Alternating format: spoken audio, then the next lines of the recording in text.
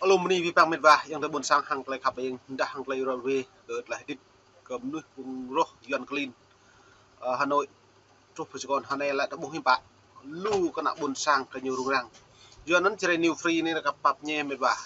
tampre yang mendah di buh mau mong oh yuan menit ne muka Hanoi lại chính mềm thư kena bun sang tampre buh kelak ke thau mien grab remung ke lay rung rang kena bun sang ke nyupu yuan nan rak ne himpa medva ri kena bun sang nak cerepe một nhà đi gà đá đã nhắm bạn thao mở ra lại pip bằng ra để rim play rim ni có mức giàu rim thư để giàu để ur khao có lại ngốt ninh do mang lại tip ngốt ninh do là ngốt ninh do có mạng dân này bun sang ta nhắm bạn lại ta kèn nhẹ có một niệm nạp hơn ur khao nhiều mạng mà với em bôi chunum ở bên nào chunum bao nhiêu nhiều mạng mà với nhắm bạn ngạ in nào bao nhiêu hay gì mà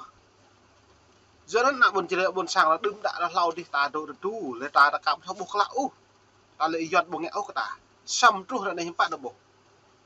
dân ta ngọt với bạn yang buồn sang à có lời này nó mồ xa lại ta càng năng vậy đi lại một để đạo mồ đua bình cả một là đạo pre như một ran xưa thâu cung cốc pre như thâu bị hẹp thâu bực tưng cái này cũng rồi hàng lại hẹp lại cái cả nằm hẹp cao mà nó cho nên là mềm thưa về ấy buộc lại là dọn như lại những u crown ta mới dọn như nào bởi trụ sở bình corona là do cái lại sun ngắn do cái mạng là nó mới bị lằng lại này được rồi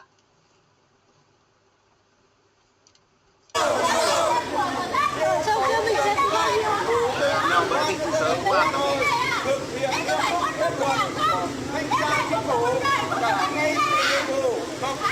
đất hàng 13 năm đất tái định cư cho 37 hộ dân Đảng ơi cán bộ của Đảng dùng con dấu cướp hết của nhà tôi rồi Đảng ơi hãy do nó này boleh nak bon sang nya ur jirau do hang ya là cái đầm ro cái đầm là lẹ nằng nọ nak bon sang do nó lại này hiếm bạn đã bố nhưng mà sao nó vật lại chỉ về là cái mà chỉ phọ ngạ mang sạ lệ bình huyền căn tháo lệ phọ ngạ mang huyền bình tĩnh căn tháo là mà do gật dùng con dấu giá đông dấu lần này là lần của này như lệ bồi do nó nak bon sang thật thoải pi này pi bang phọ nyu nyu bùi ngã áo trăng ta nyu ít thâu mà này phê phái dân nam hoặc dân bắc này nhiều cái chi tích tăng ta nhiều mà nhiều mà chi tích tăng ta nhiều ấy nhưng bạn lợi dụng tăng ta nhiều nó lại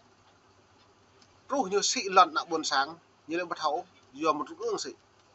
trung ương cái nhà trung ương hiệp bạn trung ương lệ bá huyền sĩ huyền cái nhà huyền hiệp bạn xạ sĩ lau nhung sẽ sở lực binh dạ phượng nát như bằng phượng nát mà bình tô vào xạ như bằng phượng vào xạ bình tô vào huyền như bằng phạc và huyền bằng ngàn và huyền mà bằng ngàn nặng buồn sáng với bình tô vào tính như bằng ngàn nặng buồn sáng và tính mà lẽ trong bình tô trung ương như bằng tổng lồng ấy thì nhủ nhưng sẽ sao lực yêu đi ngã sao ta là có nó lúc các bộ dòng thời là lệ ta nằm ngã ta tôi đang lệ phiền Việt Nam ta tôi lệ phiền nhiều với tôi lệ phiền nhiều bằng ngã tôi ốt lệ phiền thì thằng ngã mà hiến pháp ấy bồi như chị đã đông dân bản dân kiểm tra nơi ạ dân giám sát sao mà tôi ít tụ lần tràn Việt Nam hay hiếm bạ mau mà dân bán mau dân kiểm tra mau dân giám sát bộ mẫu cái nào nhui giám sát y cái nào nhui kiểm tra y nơi ạ lần lại phim nụ y bộ mà như thế chị là hàng năm như thế chị mà là buồn sang ta mang sang ấy cất em mò để mô ha em mò ấy tum chơi ha bật đạp pui ấy tum chơi ha nụ ấy tum chơi ha sau ấy tum chơi như chị bây đây như chị pin là như bạn như lên nó bạo một cặp đèn thì màu thướng là sang nọ thòng phí bằng chứ là thòng phí bằng những đánh dạo ấy là chừng nườm trăng nhá như lại nhiều lệ đánh dạo em nườm trăng là như bạn như mại dân sách nó lại như bên này thiệu này nó đang yêu bạc là phải nhớ mắc bọc cái bồi nó buồn sang đậm tuy ngã san ta là cực mà ai đừng sao như con lị tim mà em tôi như em một hết mày như nó cả hệ nhập một hecta là mọi hai hecta bên cạnh như cả một hecta như đồng thuế nữa cái buổi á bữa nào buôn sang đã đa lại bù cút nó cả bù cút đã ôn lần như bao nhiêu lần ta nó như bạn con khai kẹo bị đầu mang lần một hết lần là 2 hết là khai 1 hết là 5 sào với dự như đập gạ nơi kẹo lần đó như mà đôi chứ với khai bị thuệ bị một lần phải có được mà hãy này như dân giàu thuệ nhà đất là thuệ mà 1 năm lò thì có độ là 4 sang thì hiện tại 40.000 hãy này là anh 400.000 nữa này nhà đất này 1 năm cái bộ lặng làm một đầu người tùm một hộ gia đình mang nó hàng trăm hàng triệu hộ nằm nhau làm cho một huyền và đặc một tỉnh cho nên bác như bóng đôi đai chứ cho nên lời này đã bổ mệt vả nạ buồn sang cái nhiều rung ai tầm này này khi không này như ngạn rằng nạ buồn sang tay ngạn là tạo một thòn út rau một thòn nó hẹp ô vui duyên như bộ tôi bổ này mà về lằng rụt như bạn có là những buồn sang như lại dùng con dậu giá bằng lận lạc nạ buồn sang nó về xem lặng cứu lấy người dân các tổ chức đảng ơi, lũ lợi ích nhóm nó cậy nó là cán bộ, nó dùng con dấu để cướp hết của nhà tôi rồi. Đảng ơi, cứu dân, Đảng ơi, Đảng ơi, Đảng ơi, cứu dân, cứu tôi. hãy vì dân, Đảng hãy vì dân, đừng để lũ cướp nó cướp hết của dân rồi. Đảng ơi,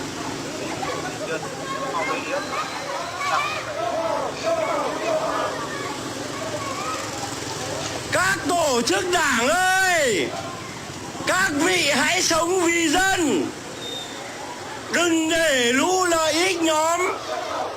nó cướp hết của dân rồi. Đảng ơi, nó cậy nó là đảng viên, nó có con dấu để nó đi ăn cướp. Đảng ơi, các tổ chức đảng ơi, Nguyễn Hoàng Giáp, Phó Chủ tịch quận Đống Đa và Trương Thế Khôi, chúng cùng với phường Văn Chương tạo thành lũ lợi ích nhóm để cướp hết nhà tôi rồi. Đảng ơi, Đảng ơi, Đảng hãy sống vì dân, đừng để người dân khổ thế này. Đảng ơi, nhà tôi bị cướp hết rồi. Đảng ơi, các tổ chức đảng ơi, nó cậy nó là cán bộ, là đảng viên, nó dùng con dấu để ăn cướp. Thành phố Hà Nội, trụ sở tiếp công dân, hãy đối thoại trực tiếp với người dân, trả lại quyền lợi cho dân. Đảng ơi,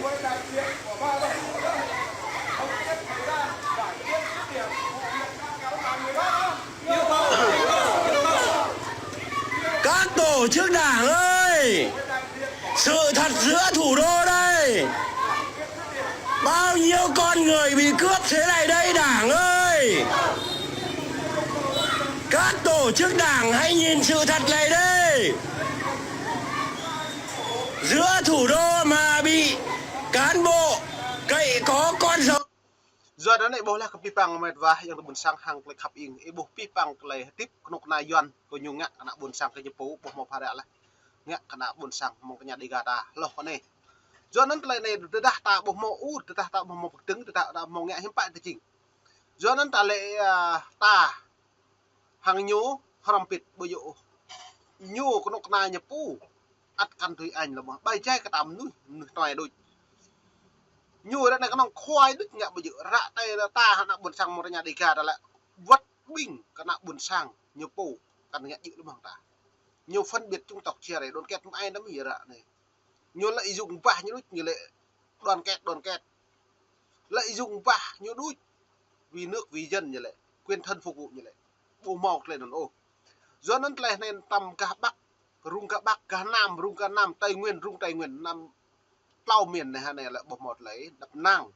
sam tàn là cấp mệt quá hàng lại quy bằng lại lên này nó đáng coi như là mông bay hay bay nhiệt lực ta gặp sang xem lăng pi bằng rõ nó chỉ là new pro một tê út từ xem từ lăng mặt là hình pro mở đi lần chẳng Việt Nam ta hiểu ta bạn đi với các bạn buồn sang buộc xem có lại rồi lại cũng là phù rổ này rồi lại pick pet vất công ngăn lên vất nặng buồn sang một nhà đây cả nên mong này có bạc nhẹ bị vàng phao đi chỉ mong là